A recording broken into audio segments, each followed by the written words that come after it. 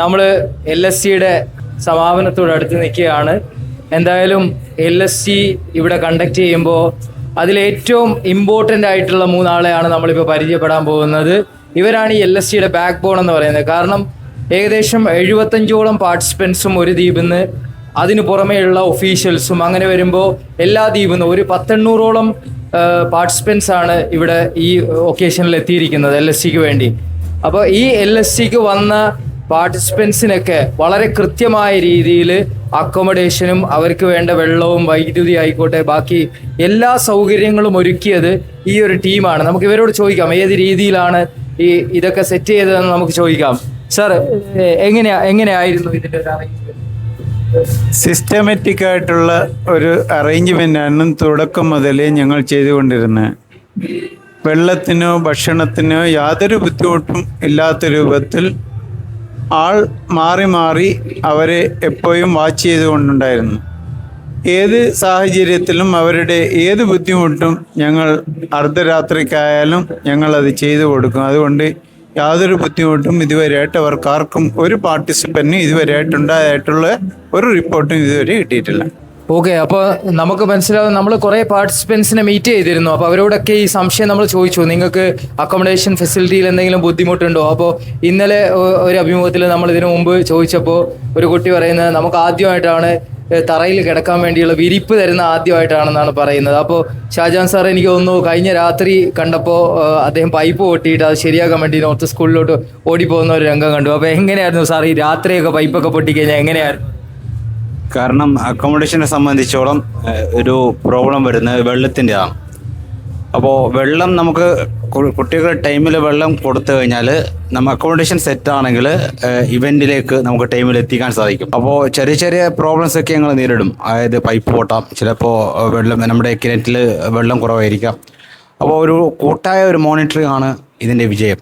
അത് ഞാൻ ഒറ്റയ്ക്കല്ല, മാലിക് സാറുണ്ട്, അതുപോലെ NCA സാറുണ്ട്, അക്കോമഡേഷൻ കമ്മിറ്റിക്കാരുണ്ട്.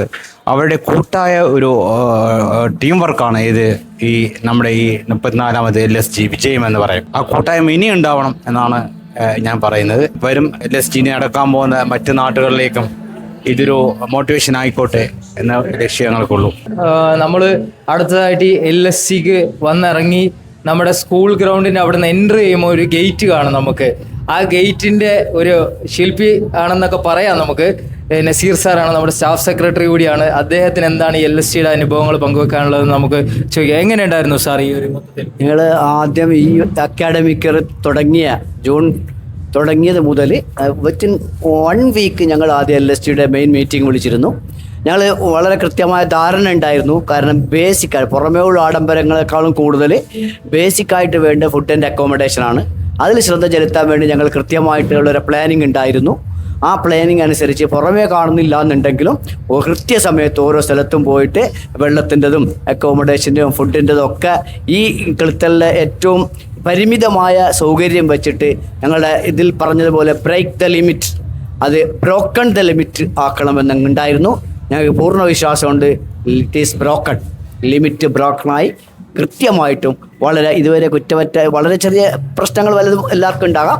എങ്കിൽ പോലും വളരെ ഇതുവരെ കാണാത്ത ഒരു ലെവലിലേക്ക് അത് ഉയർത്തണമെന്ന് ആദ്യം തന്നെ ഞങ്ങൾ പ്ലാൻ ചെയ്തിരുന്നു. ഞങ്ങളോടൊപ്പം തന്നെ ബാക്കി ടീച്ചേഴ്സും എല്ലാം ഉണ്ടായിരുന്നു. പക്ഷേ അവരവർക്ക് കൊടുത്ത എല്ലാ ഡ്യൂട്ടീസും ഓരോ ടീച്ചർമാരും ഓരോ കമ്മിറ്റിക്കാരും അത് വളരെ കൃത്യമായിട്ട് ചെയ്തു. വേണ്ട സ്ഥലത്ത് ഇടപെടേണ്ട സ്ഥലത്ത് HMന്റെ നേതൃത്വത്തിൽ ഇടപെടുകയും പ്രിൻസിപ്പളും ബാക്കി എല്ലാവരും നാട്ടിൽ, അതോടൊപ്പം തന്നെ യൂത്തിൽ നിന്നും ക്ലബ്ബുകാരിൽ നിന്നും ബാക്കി നാട്ടിലെ ഡിപ്പാർട്ട്മെൻറ്റൊക്കെ വളരെ ആവശ്യമായ ഇടപെടലോടൊപ്പം തന്നെ ഞങ്ങളോട് പൂർണ്ണമായി സഹകരിക്കുകയും ഈ ഈവൻ്റ് ഒരു മെഗാ ഈവൻ്റാക്കി പൂർത്തീകരിക്കാൻ പറ്റിയതിൽ ഞങ്ങൾക്ക് വളരെ ചാരിതാർത്ഥ്യമുണ്ട്. ആ വിഷയത്തിൽ ഏത് ഐലൻഡുകാരോട് ചോദിച്ചാലും ഈ ഈവൻറ്റിൽ കിളിത്തൽ വെച്ചവർക്ക് പോരായ്മ ഉണ്ട് എന്ന് പറയാൻ സാധ്യതയില്ല എന്നാണ് ഞങ്ങളുടെ വിശ്വാസം. തീർച്ചയായിട്ടും. അപ്പോൾ ഇത്രയും വലിയൊരു ഇവൻ്റാണ് നടന്നിരിക്കുന്നത്. ലക്ഷദ്വീപിലെ ഏറ്റവും വലിയൊരു കായിക മാമാങ്കമാണ് നമ്മളിവിടെ 34ാമത് എഡിഷൻ ലക്ഷദ്വീപ് സ്കൂൾ ഗെയിംസ് അരങ്ങേറിയിരിക്കുന്നത്. അപ്പോൾ ചെറിയ ചെറിയ പോരായ്മകൾ ഏതൊരു പരിപാടിയിലും വന്നു കാണും. എന്തായാലും ഇതിൻ്റെ ഒരു ബാക്ക് ബോൺ നിങ്ങൾക്ക് മനസ്സിലായല്ലോ. നമ്മുടെ ഇവിടെ സൗകര്യങ്ങളില്ലെന്ന് പറഞ്ഞൊരു ഡിപ്പാർട്ട്മെൻറ്റ് ഒരു കാര്യം മനസ്സിലാക്കുക, ഇവിടെ സൗകര്യങ്ങളുണ്ട്. നമ്മൾ ബ്രേക്ക് ദ ലിമിറ്റ്സ്, സാറ് പറഞ്ഞതുപോലെ ബ്രോക്കൺ ദ ലിമിറ്റ്സ്, അതാണ് ഇപ്പോൾ സംഭവിച്ചിരിക്കുന്നത്. ചരിത്രങ്ങൾ തിരുത്തി എഴുതപ്പെടുകയാണ്, ചരിത്രങ്ങൾ കുറിക്കപ്പെടുകയാണ് കിൽത്താനിലെ ഈ LST കൊണ്ട് സംഭവിച്ചിരിക്കുന്നത്. എന്തായാലും ഇത്രയും നേരം നമ്മളോട് സഹകരിച്ചതിന് വളരെയധികം നന്ദി.